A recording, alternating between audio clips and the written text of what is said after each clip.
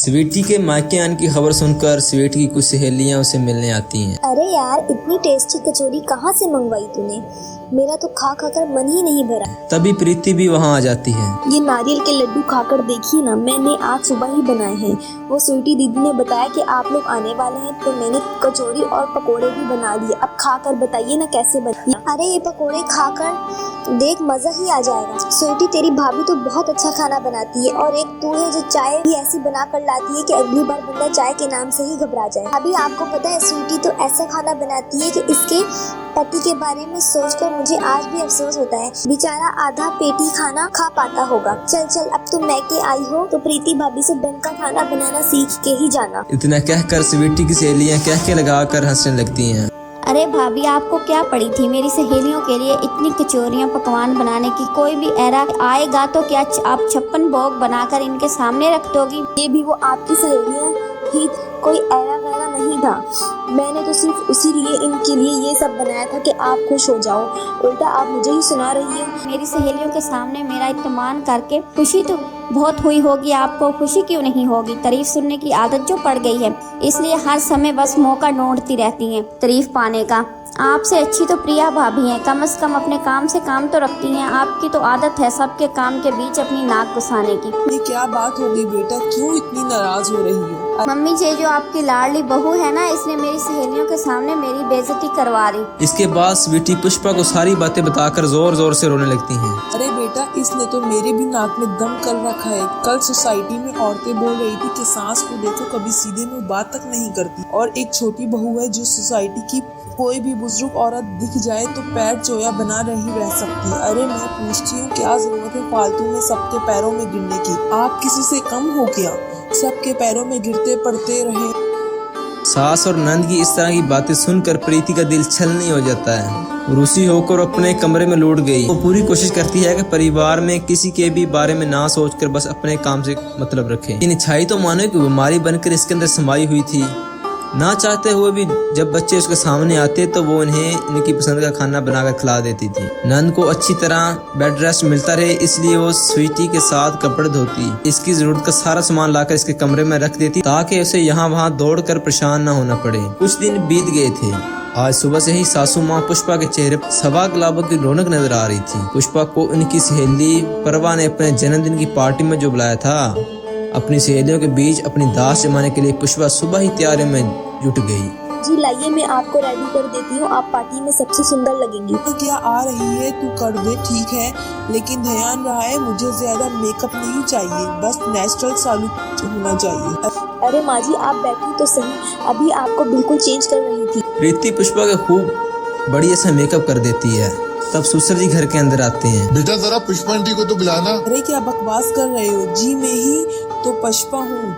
अगर तुम ही पुष्पा हो तो बूढ़ी गोरी लाल लगाम क्यों बनी हुई हो? वही तो मैं देखकर कह ही नहीं सकता। तो तुम्हारी उम्र 62 साल है। अरे मैंने तो पहले ही कहा था प्रीति से कि मुझे ज्यादा मेकअप होते पसंद नहीं, लेकिन ये मेरा मजाक उड़वाए बिना मान नहीं। किस गाड़ी में ये संस्कारों की पोटली मेरे गले में बंध गई? ऐसा कोई काम हो ही नहीं सकता जिसमें ये टांग ना उड़ाए। अच्छी खासी मैं खुद से तैयार हो रही थी, आकर लग गई माजी करने में और सब सत्यानाश कर दिया। अब ऐसी शक्ल लेकर सहेलियों के बीच जाऊंगी। तभी पुष्पा सहेली का फोन आता है और वो जल्दबाजी में ऐसे ही निकल जाती है। बच्चों को लेकर हुई बहस के बाद प्रिया प्रीति से बात नहीं करती थी। बच्चों के 3 दिन में एग्जाम शुरू होने वाले थे और प्रिया बैंकों की चपेट में आकर बिस्तर पर पड़ी हुई थी।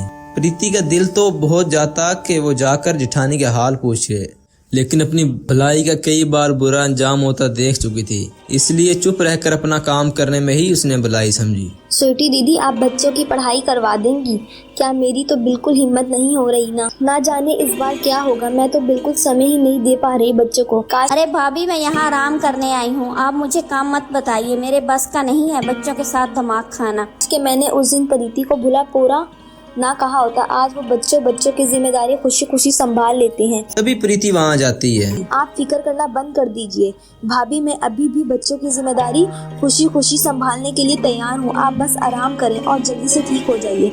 बच्चों की फिक्र बिल्कुल मत कीजिए, इनकी चाची है ना इनके पास। मैं कितनी बुरी माँ हूँ, मैं अपने बच्चों के लिए कुछ नहीं कर पा रही हूँ। मुझे माफ कर दो प्रीति, तुम्हारी अच्छाई देखकर मुझे जलन होने लगी थी। माँ हूँ तब भी मैं बच्चों के लिए इतना नहीं कर पा रही थी, ना तू चाची होकर कर लेती थी, इसलिए मैं तुमसे जलने लगी, मुझे चिढ़ होने लगी थी और इसलिए मैंने तुमसे झगड़ा किया।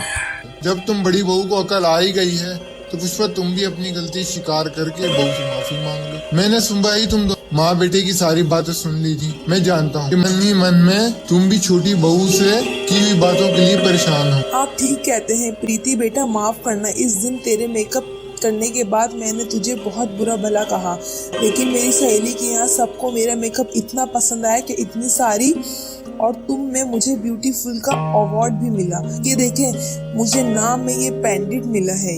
ये ले, ये पेंडेंट मेरी तरफ से तू ही रख ले, तू ही हकदार है सहेली। मैंने आपकी बातों का बुरा नहीं माना माँ जी, आप तो मेरी माँ समान है। आपकी बातें मैं दिल से नहीं लगाती। इतना बड़ा बोला कहने के बाद भी आपने एक दिन भी मेरा ख्याल रखना नहीं छोड़ा। समय पर खाना, समय पर दवाइयाँ, मेरे कपड़े धोए, जरूरत का हर सामान ला कर दिया। माँ से ज्यादा आपने मेरा ध्यान रखा। आप इतनी अच्छी कैसे हो भाभी? आपके जमाने में, आज के जमाने में इतना अच्छा कौन होता है? आपको हर दिन मैं आपको देखकर ताप की आग में जली हूँ।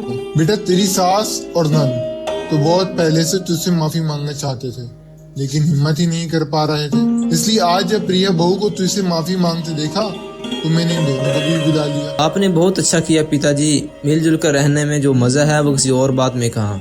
इस बात पर खीर बनाकर सबका मुंह मीठा कराती हूँ। प्रीति की इतने कहते ही सब कह के कर हंसने लगते हैं, क्योंकि ये छाई की बीमारी अभी भी प्रीति का पीछा नहीं छोड़ रही थी।